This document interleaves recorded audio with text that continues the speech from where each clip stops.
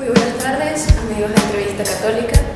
Hoy día 8 de marzo del año 2012 nos encontramos en esta oportunidad en la parroquia, la iglesia San Francisco de Asís, acá en Capitolio, Caracas, Venezuela. En esta oportunidad vamos a encontrarnos con un sacerdote bien simpático, bien chévere, como nos gusta ver ese sacerdote sonriendo.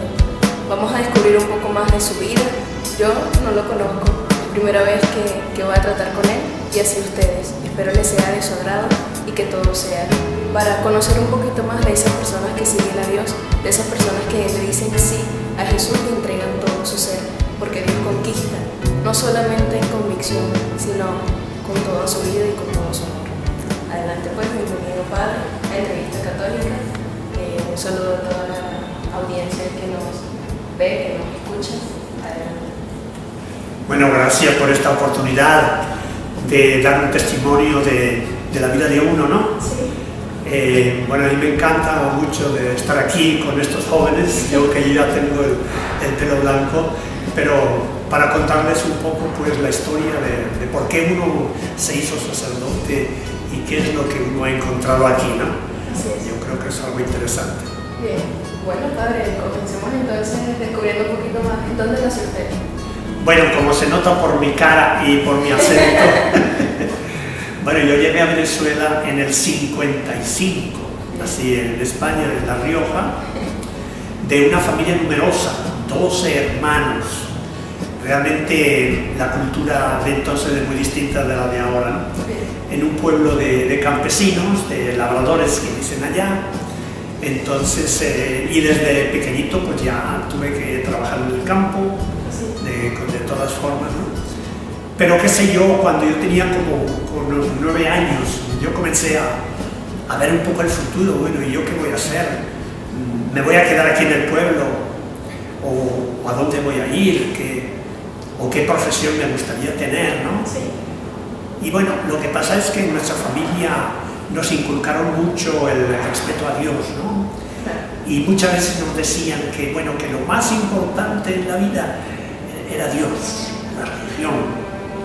Bueno, y tantas veces me lo repitieron que dije, bueno, pues si lo más importante en la vida es Dios, bueno, yo quiero dedicar toda mi vida a Dios.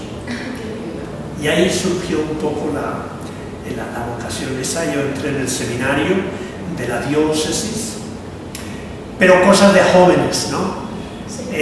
A mí me parecía poco ser sacerdote allí en La Rioja, ¿no?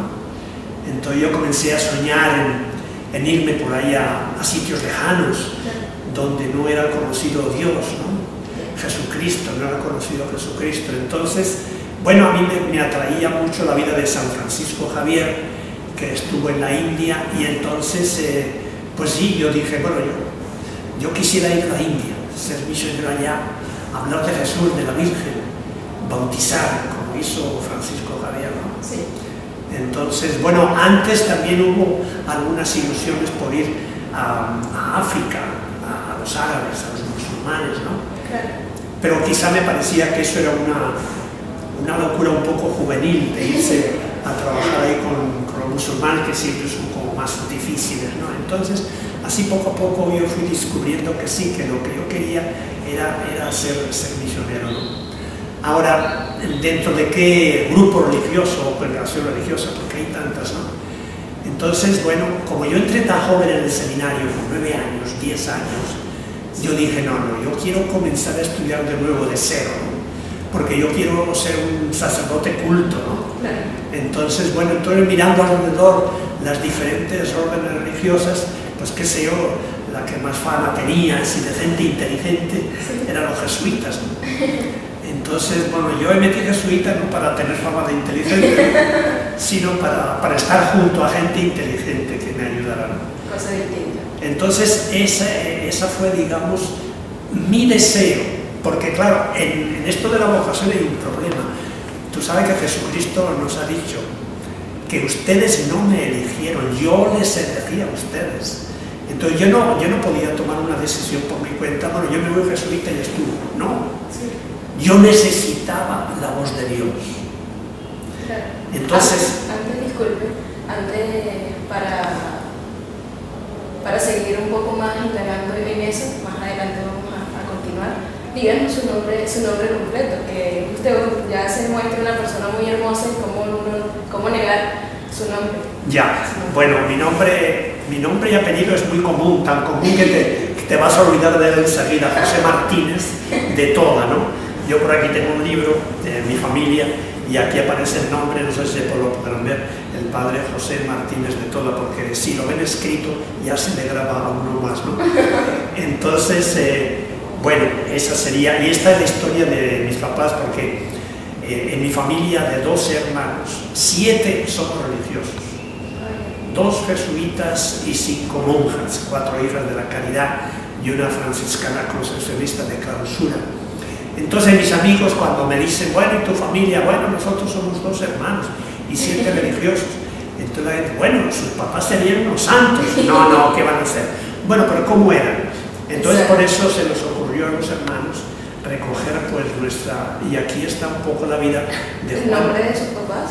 Juan y Aurea, ¿no? Un testimonio fecundo, porque oye, 7 vocaciones religiosas y los otros 5 hermanos casados y todo bien normal, y gracias a Dios de los 7 todos continuamos, ¿no? Así pues, sí, pero yo te decía que en esto de ser jesuita o sacerdote o de vocación, Jesús nos dice que ustedes no me eligieron, yo les elegí a ustedes. Entonces yo necesitaba la afirmación de Dios y yo le preguntaba con frecuencia, mira Jesús, ¿tú quieres que vaya a jesuita, sí o no? Yo quería su respuesta rápida, ¿no? Sí. Bueno, y ahí estuve 2 años esperando la respuesta. Y una vez... ¿Ah? ¿Qué edad tenía? 14 ya. No, ya, para entrar jesuita a los 19 años. 19. Entonces, yo iba a ser ordenado sacerdote, pero yo me veía demasiado joven. Y decía, no, yo no puedo ser sacerdote tan joven, a los 21 años, a los 22, a los 23.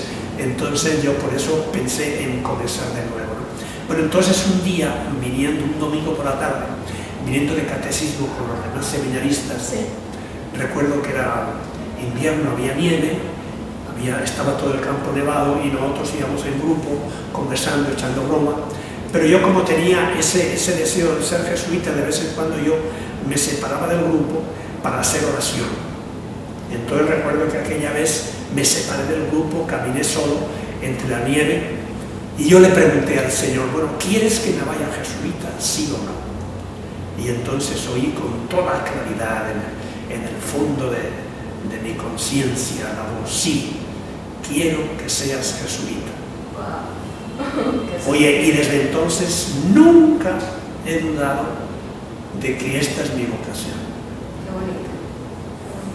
Entonces es una, digamos, como seguridad.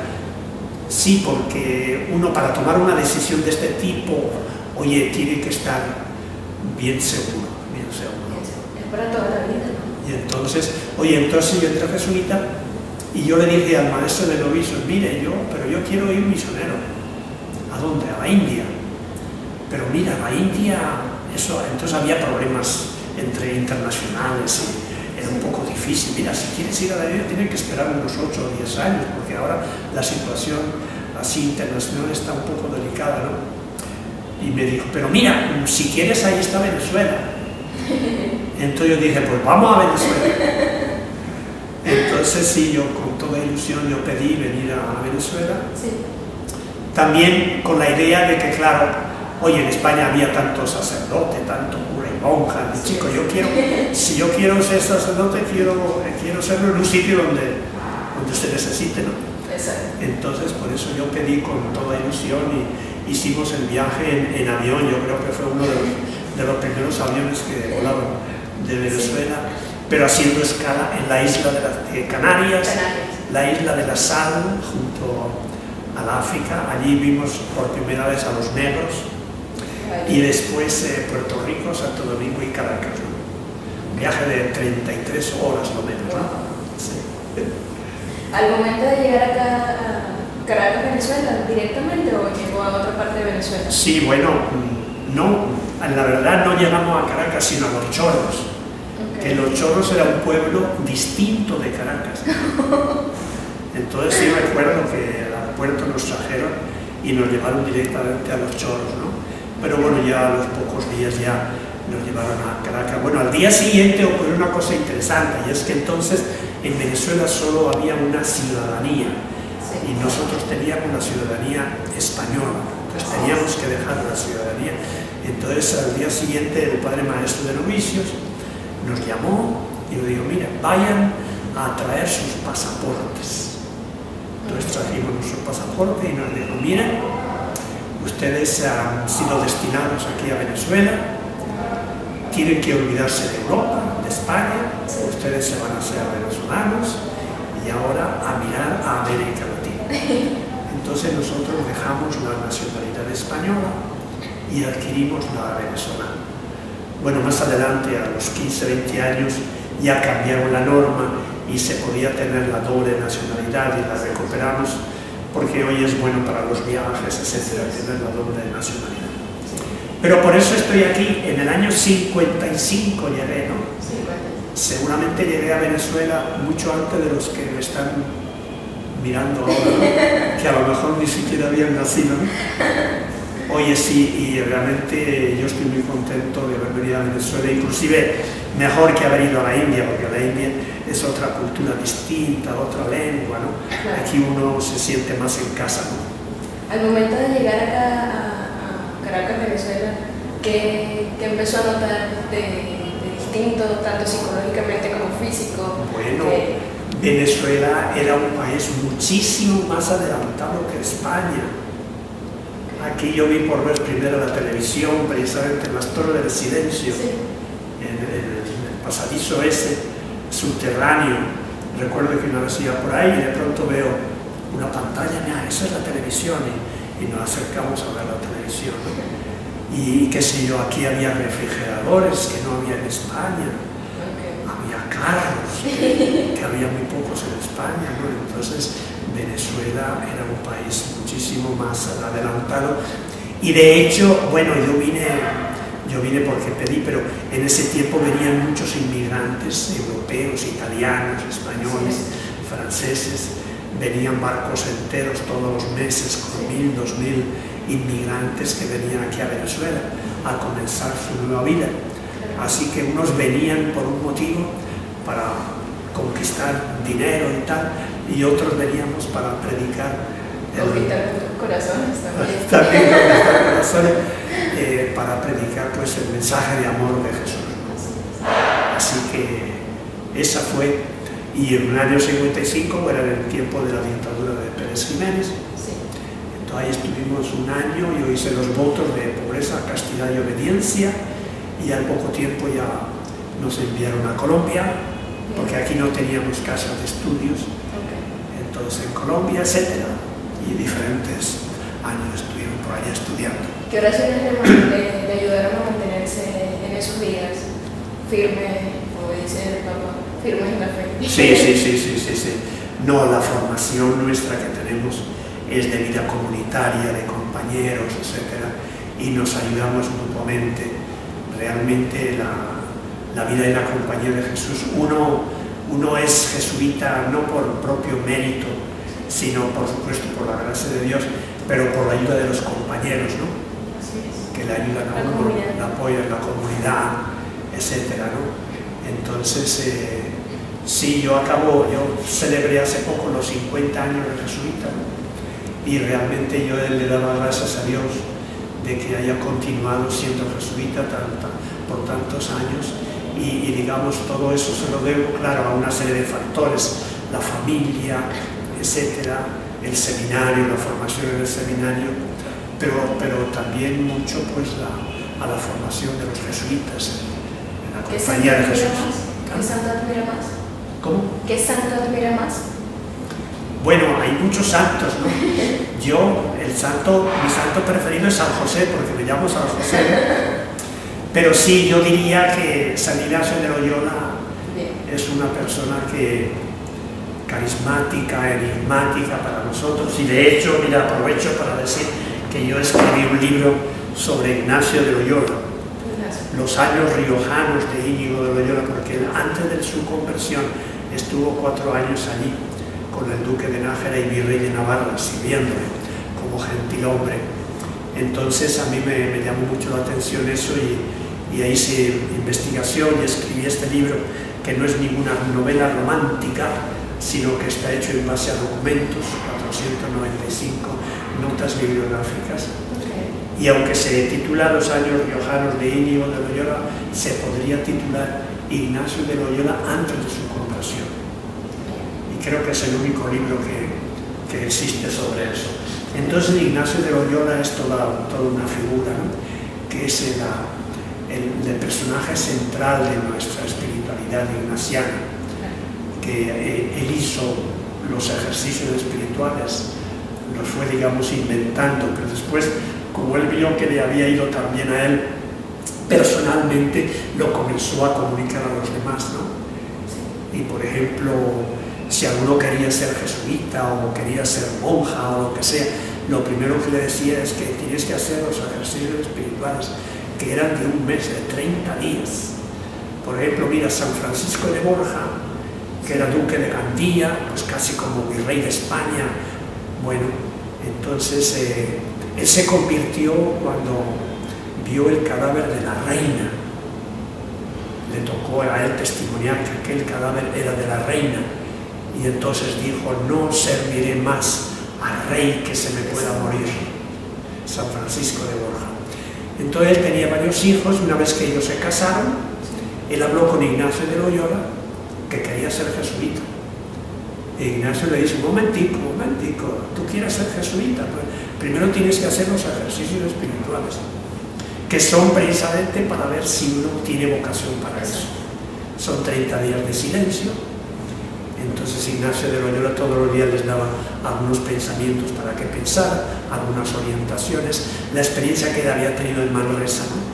Entonces, y poco a poco fue viendo con él a ver si realmente ese deseo que él tenía de ser jesuita venía de Dios o era un capricho de él. Claro. ¿Esos ejercicios espirituales lo hacían en un lugar, o sea, cerrado o en un ambiente, en un campo? Bueno, de suyo tiene que ser un sitio retirado, ¿no? Para no distraerse, etc.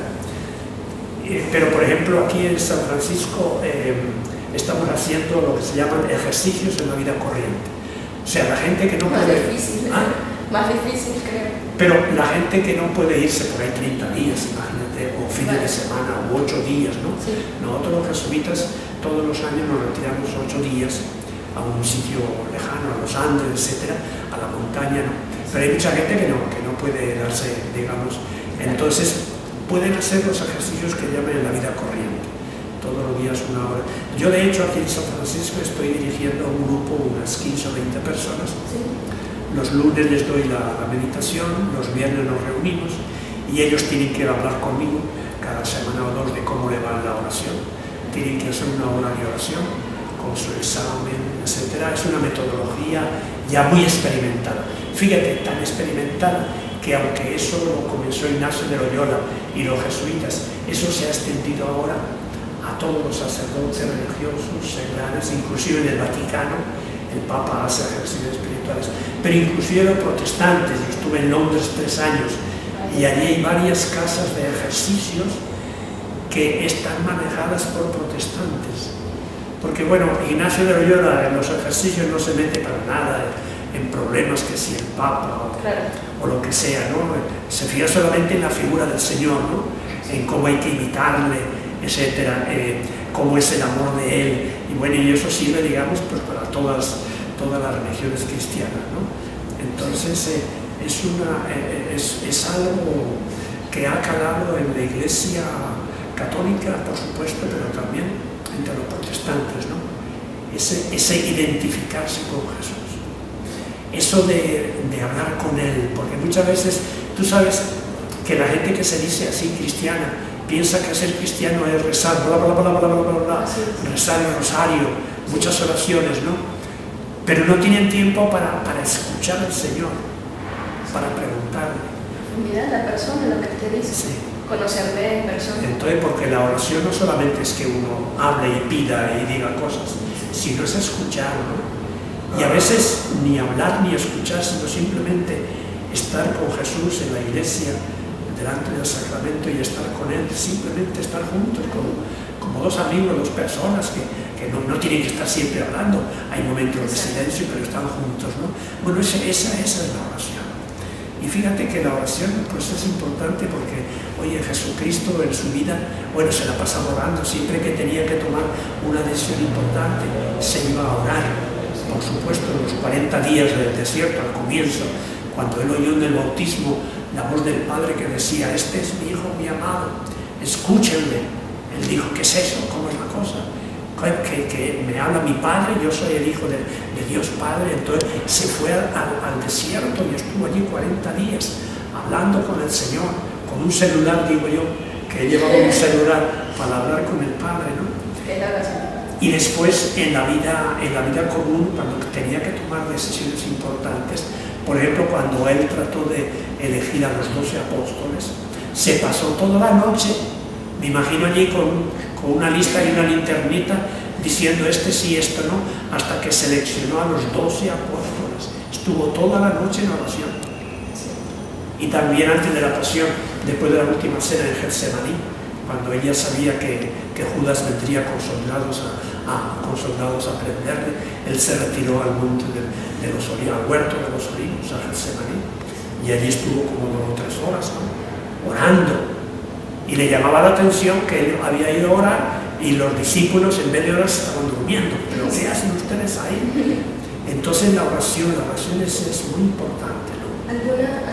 Sí, la oración creo que es el alimento tanto físico como espiritual. Sí. Lo tomo de esa forma, porque en los pocos años que llevo de servicio a Dios, me he podido dar cuenta que, como me dijeron un día sin oración, nadie lo nota. 2 días sin oración, los que están cerca de ti lo notan. 3 días sin oración, hasta el que no te conoce lo nota. 4 días y así sucesivamente. Entonces yo pienso que la oración es fundamental para nosotros como humanos. Primero, precisamente por eso, porque somos humanos y necesitamos de Dios, ¿no? Y algo más que le quería preguntar, ¿alguna experiencia con la Virgen María? Bueno, por supuesto, mira, allí en La Rioja tenemos una advocación que es la Virgen de Valvanera, que está aquí también en Venezuela, en el Tocuyo. Yo no la conozco. En el Tocuyo antes era un barrio, antes era un pueblecito junto al Tocuyo, y se llamaba La Valvanera, ¿no? Sí. Pero claro, eso fue creciendo y ya se unió al Tocuyo y ahora es una urbanización o barrio, como quieras llamar, del Tocuyo. Entonces, bueno, la historia de Valvanera, de la Virgen de Valvanera, bueno, esa es una advocación, porque en realidad pues hay muchas, la Chinita y la Virgen del Valle y la Virgen de Coromoto, etcétera, pero es la misma, ¿no? Claro.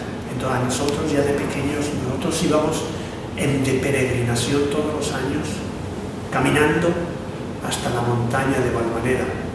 Y cuando uno era joven y ya mayor, uno podía ir por la montaña, pero también caminando, ¿no? Sí. Entonces íbamos en familia y pasábamos allí como 2 o 3 días, ¿no? De la Virgen de Valvanera, que tiene una historia muy cómica, ¿no? En el sentido de que fue un malandro, por así decirlo, el que la descubrió, pero un malandro convertido, un ladrón que se convirtió cuando iba a robar a un campesino que iba con los bueyes, iba a sembrar, llevaba trigo, entonces él estaba escondido detrás de una mata para matarlo y quitarle los bueyes y el trigo, etc. Pero oye, aquel campesino, antes que nada, antes de comenzar a trabajar aquella mañana, se arrodilló por su cuenta, porque así lo hacía siempre, se arrodilló y le rezó a Dios: mira, voy a sembrar este trigo, yo te pido que germine y que dé mucho fruto, y te prometo lo que el fruto que recoja va a ser para mi familia, para los pobres, para la iglesia, para todo lo que lo necesiten. Bueno, ya a aquel bandido, aquel malandro, aquel malhechor que estaba con el puñal listo, le llamó muchísimo la atención eso. Y dijo, pero ¿cómo voy a matar a una persona que va a sembrar el trigo para dar de comer a gente necesitada? Y entonces, oye, se presentó a él, le pidió perdón. Imagínate, el campesino se asustó al ver a aquel tipo. Pero le dijo, no, no te preocupes, no. Y entonces él se retiró e hizo vida de eremita como San Onofre en una cueva durante varios años. ¿Ahí en la montaña? La montaña. Y entonces, bueno, una noche un ángel se le apareció y le dijo, mira, vete a Valvanera, Valvanera, Valle de las Venas Negras, porque había carbón. Vete allá y vas a encontrar un roble. Allí vas a encontrar una imagen de la Virgen de Valvanera y van a ser 3 señales. El árbol en donde va a estar la imagen es un roble. Después va a haber una colmena de abejas alrededor y una fuente al pie del árbol. Y efectivamente fue. Y bueno, no, y tú dices, bueno, ¿y por qué iba a estar en un árbol? Bueno, porque cuando los árabes musulmanes llegaron a España, invadieron casi toda España, llegaron hasta La Rioja, y entonces los cristianos, oye, lo que hicieron fue esconder sobre todo las imágenes en cuevas, en rocas, donde podían, y a esa imagen la metieron dentro del hueco de un roble. Ese roble creció, etcétera, y tapó la imagen, entonces tuvo necesidad de entonces llegó allí, bueno, y hay muchas anécdotas y milagros, etcétera. Entonces, bueno, mira, nosotros en la familia hemos tenido una gran devoción a la Virgen. Algunas de mis cuñadas, sobrinas, etcétera, se llaman Valvanera, ¿no? Porque sí, y la oración preferida para la Virgen es la salve. Dios te salve, Reina y Madre de Misericordia, ¿no? Es una devoción, y era una visita de la familia, y yo recuerdo mucho que ahí rezábamos por los hermanos ausentes. Una familia numerosa, pues tenía hijos en muchas partes, ¿no? Entonces yo ahora estoy contento porque cuando mis hermanos y sobrinos van allí al monasterio de la Virgen de Valvanera, yo sé que están rezando por mí, ¿no? Por los tíos, por los hermanos lejos, que están lejos de allá, ¿no? Aún así, para usted, en pocas palabras, ¿le es fácil cumplir los 10 mandamientos? Bueno, yo creo que a nadie te resulta, eso es una pelea constante, ¿no? Pero sí, se supone que uno tiene que dominar los 10 mandamientos, ¿no? Pero echar para adelante, porque claro, el Antiguo Testamento nos puso los 10 mandamientos, pero es que Jesús nos ha puesto otro mandamiento nuevo, que es mucho más exigente, y es que nos amemos los unos a los otros, ¿no? Jesucristo comenzó la civilización del amor, porque antes lo que predominaba era la civilización de la venganza. La ley. Ojo, la ley del talión, ojo por ojo y diente por diente. Te golpean aquí, le puedes tú, se decía. Alguien te roba una vaca, bueno, entonces tú puedes ir allá y robarle una vaca, así te vengas, ¿no? Sí. Pero Jesucristo dice que no nos podemos vengar. Inclusive, y él lo repite y lo dice con mucha claridad, ustedes han oído decir, odien a sus enemigos. Yo les digo, amen a sus enemigos. Entonces, este mandamiento del amor es muy exigente, pero San Ignacio tiene un recurso para el amor, y es el camino que él inicia en los ejercicios espirituales. Él dice que hace falta que nosotros seamos humildes. Porque realmente el que es humilde, si a ti te insultan, tú te callas y no le devuelves un insulto, ¿no? Sí.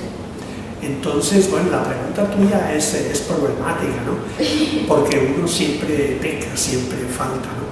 Pero uno supone que ha trabajado para vencer a los 10 y cumplir los 10 mandamientos, pero después tenemos el mandamiento del amor, que nos tenemos que amar unos a otros, y tenemos que trabajar por los demás, por los más necesitados, por los pobres. Y bueno, eso es una cosa muy extensa, es un camino muy largo, ¿no? Pero bello, y por eso, y ese es el sentido de por qué uno es sacerdote, jesuita, y en realidad, por qué uno es cristiano. Uno es cristiano porque quiere construir el reino de Dios, que es reino de paz, de amor y justicia. En el Padre Nuestro, venga a nosotros tu reino. El cristiano se bautiza para construir el reino de Dios en su familia, en el trabajo, en la economía, en la política, en todo. Ese es el... Y bueno, todavía nos falta mucho, ¿verdad? Porque vemos que no cumplimos. Pero yo creo que Jesucristo en ese sentido es el líder número uno, el innovador número uno de la humanidad, el que fundó la civilización del amor. Y a nosotros nos toca entonces cumplirla. No solamente de palabra, sino con el ejemplo, con el testimonio, con obras, ¿no? Ese es el... Y realmente uno viendo pues, la cantidad de cristianos que hay en todas partes, bueno, comenzando por Venezuela, la mayoría somos cristianos, pero oye, somos cristianos de palabra, ¿no? Porque no cumplimos, ese es el reto. Y por eso pues sí conviene venir a misa, ir a la iglesia, leer libros religiosos, la Biblia, etcétera, para ver si, o sea, como nos decían de pequeño, que tú vete con las buenas compañías, ¿no? Sí. No agarres malos amigos. Entonces a nosotros nos toca, oye, estar junto a la gente buena, junto a la gente cristiana, para que entre todos a ver si aceleramos la llegada del reino de Cristo. ¿Algún mensaje para los adultos, niños, etcétera? Bueno, mensajes yo tengo muchos. Yo les quería mostrar los libros que sí, claro. Una de mis actividades ha sido la música. Entonces yo publiqué este cancionero musical venezolano, son 100 canciones venezolanas con pentagrama. Sí. Y también otro librito de cantos para la iglesia y otro de cantos de la Navidad, ¿no? Estas son algunas de las... Bueno, mi mensaje sería, oye, que necesitamos cultivar la cultura venezolana. Sí. Yo cuando llegué a Venezuela, yo soy músico, me di cuenta, yo pedí libros de música y vi que no había, entonces digo, bueno, pues si no hay, los voy a hacer yo, ¿no? Y ese es el sentido. Entonces ese sería el mensaje, uno de los mensajes, ¿no? Que respetemos, queramos nuestra cultura, pero sí, resumiendo un poco en base a lo que hemos dicho sobre San Ignacio de Loyola, quizá una de las frases favoritas de Ignacio de Loyola, que ahora se repite mucho, es en todo amar y servir. Entonces ese sería el mensaje, que todos nosotros tengamos como lema de nuestra vida en todo amar y servir. Bien. Muchas gracias, Padre. Okay. Ahora un dato final que si quisiera aportar a la entrevista. Me agradó mucho conversar con usted. Me agradó. Hace poco, en agosto del año pasado, tuve la oportunidad de viajar a España. Ah, sí. Y me contenta mucho poder compartir con personas de allá, principalmente por eso que acabo de decir, por esa educación, por esa cultura que aquí hace falta innovarla, pero no por eso vamos a dejar de querer lo nuestro, ¿no? Claro, claro. Pero un gusto de verdad compartir con usted, un gusto también saber un poquito más de su vida y que permitirle a la audiencia poder conocer un poco más de los sacerdotes que también hacen vida en nosotros, porque no solamente tenemos que mirar a los sacerdotes dando los sacramentos, sino también hacerlos partícipes de nuestra vida. Bueno, gracias a Dios por usted, es una bendición realmente en esta comunidad. Y bueno, puede aportar unos datos a la comunidad, en qué lugar estamos, cuáles son los días de servicio, los días de misa. Sí, bueno, aquí en San Francisco, que por cierto, tú sabes, San Francisco es muy importante en la historia de Venezuela. Aquí Bolívar fue proclamado libertador. Sí. Y cuando lo trajeron sus restos ya, entonces el funeral fue en San Francisco.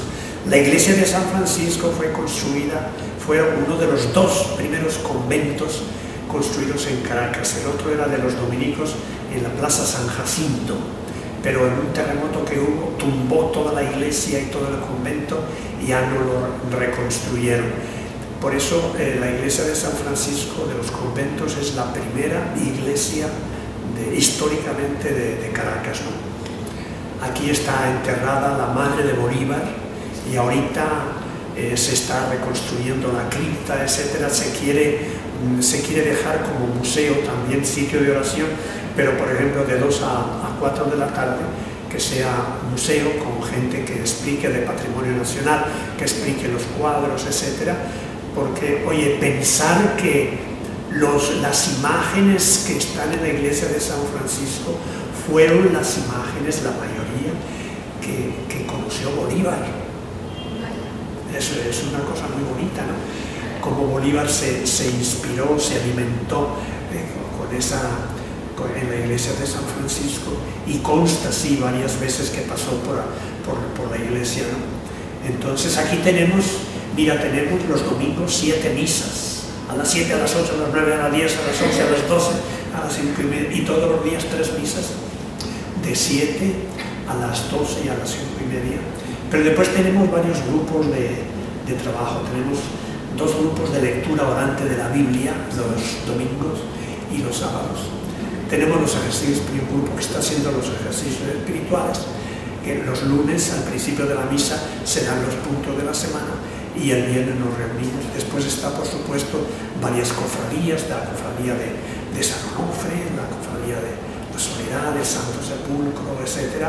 Y bueno, la gente pues tiene sus motivos especiales de por qué venir a San Francisco, ¿no? Sí. José Antonio Abreu, el músico, él viene y le gusta sobre todo la capilla de la Tercera Orden, que es un sitio muy recogido, pero dice que es la iglesia que mejor acústica tiene de todo Caracas, ¿no? El órgano es una maravilla, ¿no? Entonces él y otras personas vienen por ejemplo también, pero muchos vienen por las confesiones. Aquí tenemos confesiones antes de cada misa. A las 7 yo tengo la misa de siempre, antes de las 7, antes de las 12, de 11 a 12, y después a las 5:30, antes de las 5:30. Y después tenemos el apostolado de la oración, la revista El Mensajero, que se publica aquí, el almanaque, con las imágenes de aquí de San Francisco, etc. Tienen pues muchos motivos. Y bueno, está cerquita del Capitolio, de la Asamblea Nacional. Entonces es un sitio céntrico importante. ¿Ahorita tiene mucho trabajo en la parroquia? Ahorita, aparte de todo ese trabajo, estoy preparando un curso online para la Universidad Gregoriana de Roma, pero con alumnos en Bolivia y Guatemala. Y esta mañana estuve preparando, ya lo di antes, ahora se va a ampliar, etc. Entonces es un curso virtual que se da por internet, ¿no? ¿En español? Claro, en español, sí. Es sobre evangelización, las redes sociales. Acabo de dar un taller sobre redes sociales, educación y mensaje cristiano a las monjas dominicas y los profesores de sus colegios, ¿no? O sea, nos estamos metiendo en Facebook y Twitter porque, bueno, esos son los medios de comunicación actual, ¿no? Sí. Entonces, tratando de empujar y meternos por esa línea. En fin, actividades tenemos a montones, ¿no? Oye, pero gracias y les felicito, ustedes jóvenes que están haciendo este trabajo de difundir el testimonio. Eso es muy bonito, no solamente la palabra, sino el testimonio. Tú sabes que Pablo VI decía que la gente hoy día busca más a los testigos que a los maestros. Se necesitan más testigos que maestros. Entonces, bueno, yo creo que ustedes están haciendo esta labor de entrevistar a cristianos, a sacerdotes que pueden dar, digamos, testimonio de su vida personalmente. Les felicito y sigan adelante. Gloria a Dios. Bueno, audiencia, amigas y amigos, si tienen alguna forma para ayudarnos, ya sea mediante un correo electrónico, nos pueden escribir a entrevistacatólica@gmail.com. Un gusto volver a estar con ustedes y será para una próxima oportunidad. Gracias.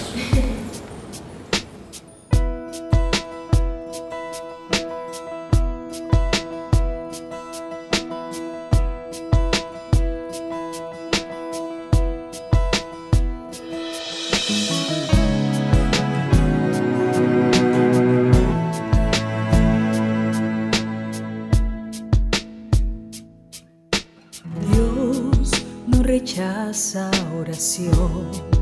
oración es alimento.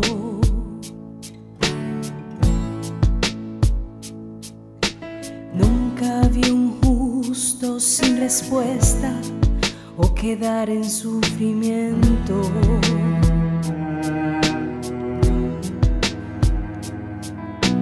Basta solamente esperar lo que Dios irá a hacer.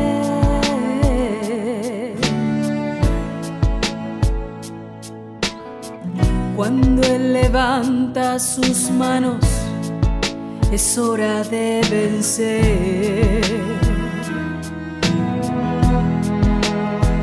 Oh, alaba, simplemente alaba. Si estás llorando, alaba. En la prueba, alaba. Si estás sufriendo, alaba. No importa, alaba. Tu alabanza Él escuchará. Dios va al frente abriendo caminos, quebrando cadenas, sacando espinas. Manda a sus ángeles contigo a luchar. Él abre puertas, nadie puede cerrar. Él trabaja para los que confían.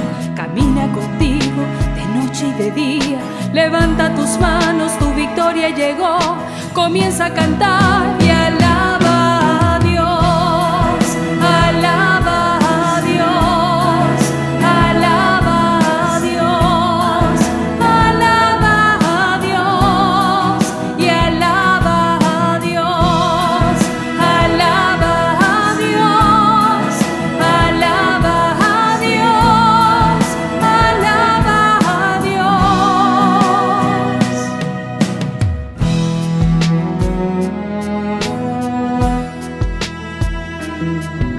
La gente necesita entender lo que Dios está hablando.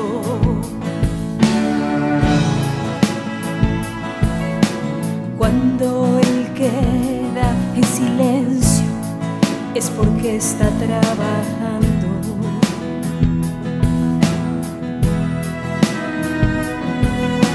Basta solamente esperar lo que Dios irá a hacer.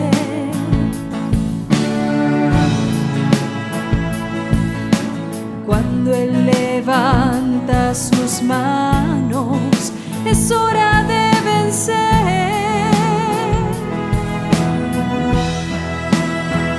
Oh, alaba, simplemente alaba. Si estás llorando, alaba. En la prueba, alaba. Si estás sufriendo, alaba. No importa, alaba. Tu alabanza Él escuchará. Dios va al frente abriendo caminos, quebrando cadenas, sacando espinas. Manda a sus ángeles contigo a luchar. Él abre puertas, nadie puede cerrar. Él trabaja para los que confían. Camina contigo de noche y de día. Levanta tus manos, tu victoria llegó. Comienza a cantar.